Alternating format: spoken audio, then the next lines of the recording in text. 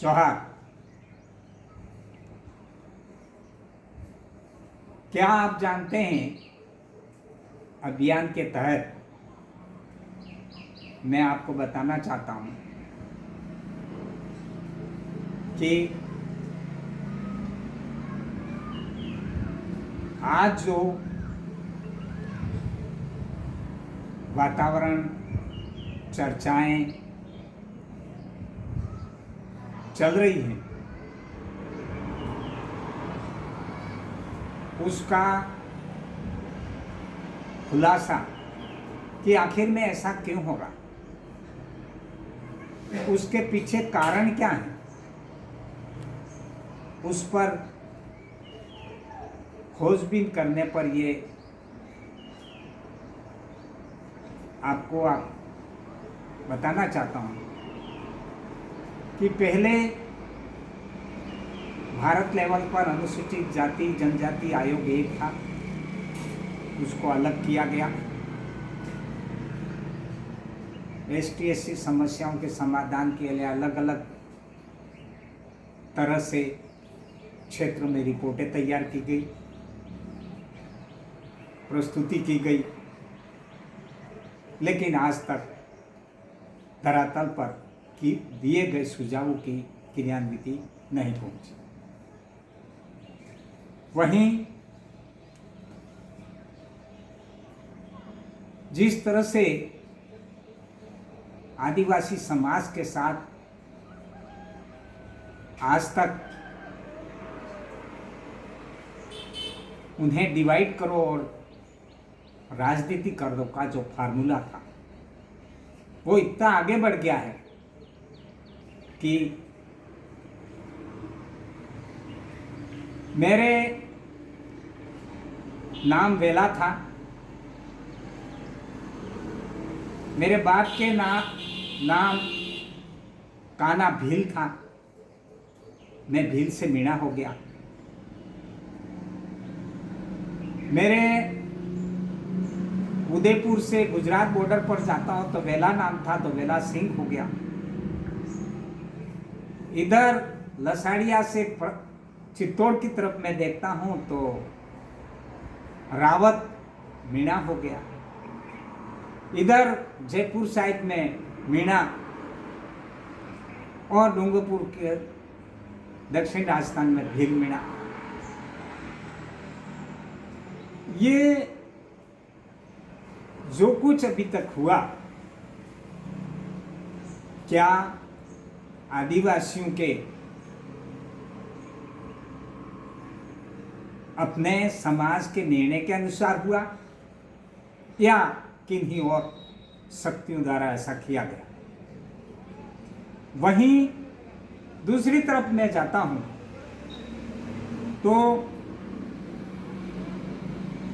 आदिवासी को किसी ने वनवासी कहा, किसी ने गिरिजन कहा, किसी ने पहाड़ीजन कहा, किसी ने वनबंधु कहा।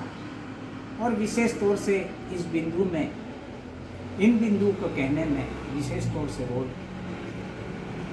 भारतीय जनता पार्टी का। अब आखिर में आदिवासियों का इसमें कोई निर्णय, इस समाज का अपनी नीतिगत कोई निर्णय रहा है, ऐसा नहीं लगता है। जो नाम दूसरों के द्वारा दिए गए, उसी झंझट में आज हम चल रहे हैं।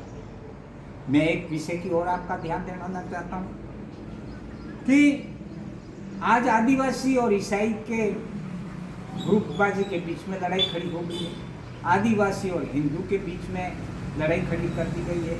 आदिवासी और गैर आदिवासी के बीच में लड़ाई खड़ी हो रही है। आपस में संवाद चल रहे हैं, तर्क चल रहे हैं। आखिर ऐसा क्यों?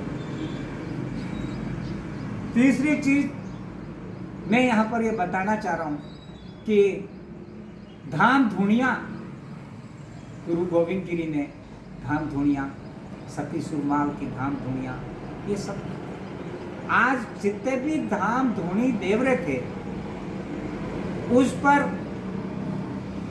इन्हीं ऊपर नामों के आधार पर आदिवासी के धाम और धूणी और देवर पर कब्जा करने की साजिश हो रही।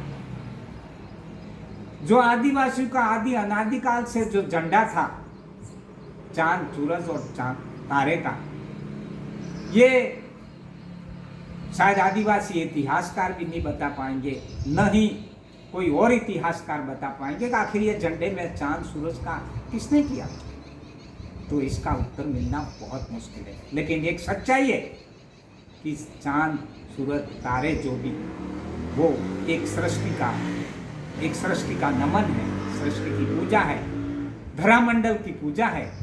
और ये आदिवासियों का अपने खून में, अपनी संस्कृति में, अपने दैनिक जीवन में एक रहस्यमय ढंग से अंतरकरण सहज चल रहा है। वहीं उसको भी तोड़ने की कोशिश की जा रही है, उस पर कब्जा करने की कोशिश जारी है। अगर कोई परंपरागत नेजा लेकर के आज सभी देवी देवरा पर जा रहे हैं, वहीं पर बीटीपी का झंडा लग गया, इस तरह से करके बातें चल रही हैं। कहीं सागवाड़ा में देख रहा हूं तो उस झंडे को लेकर के बिना पता किए, बिना जानकारी से बीटीपी ने झंडा, किसी ने गुड़ चिपका दिया और सब बोलने लग गए। उधर कोटड़ा जाड़ोल में ज्वार का विरोध हो रहा है। अरे भाई, अपने अंदर गिरेबान में झांक के देखो कि सारे झगड़े की कौन करा रहा है। अरे इसके लिए आपको बैठ करके मंथन करना होगा। राजनीतिक पार्टियों के जो भी बीजेपी और कांग्रेस के जो उधारों के हत्ते हैं, वो ही इस अंतर्द्वंद में पहले सामने आ रहे हैं, लड़ाई के अंदर सामने आ रहे हैं। अरे अभी भी सुधर जाओ, अब भी लगाओ, वरना आने वाले टाइम में यही शक्तियां, यही पार्टियां, ये धर्म आधारित लोग आपको वेलारा, घोघरा, डामोर, कोटेड़, रोद के बीच में लड़ाई करने की साजिश चालू करने वाले हैं, कर दी गई है। अरे अब भी सुधर जाओ।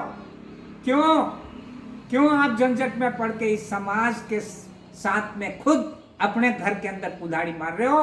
आज संविधान के तहत जो बाबा अम्बेडकर ने उसके हक की बात करो, वो लड़ाई लड़ो, तब मैं मानता हूं कि आप कुछ कर रहे हैं। तो कुल मिलाकर के मैं यहाँ पर ये कहना चाहता हूँ कि अब समय आ गया है कि अपने विवेक से आदिवासी समाज की अपनी नीति बने, और उस नीति के लिए अगर मतांतर हैं, अगर किसी विषय पर एक नहीं है, तो उस पर संवाद करो, बैठो और आदिवासी नीति अपनी तैयार करो।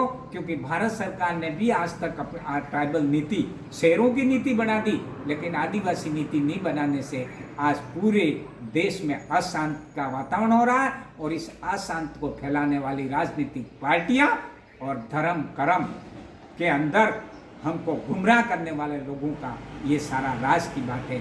समझ जाइए, वेलाराम तो आप रखो या नहीं रखो, बिना रखा चौकीदार है, और चौकीदार का काम है रात सोए हुए लोगों को जगाना। मैं जगाता रहूंगा, आपको कितना ठीक लगता है नहीं लगता है, लेकिन सावधान हो जाओ, अब भी मौका है। आप सब एकजुट होकर एक सावधान जमात बन करके अपने समाज के, अपने परिवार को जागृत के लिए, परिवार को आगे बढ़ाने के लिए एकजुट होने के लिए प्रयास करिए। आइए हम सब मिल करके इस दिशा में सोचते हैं और आगे बढ़ते हैं और बढ़ेंगे। जोहार, जय आदिवासी, जय कुदरत।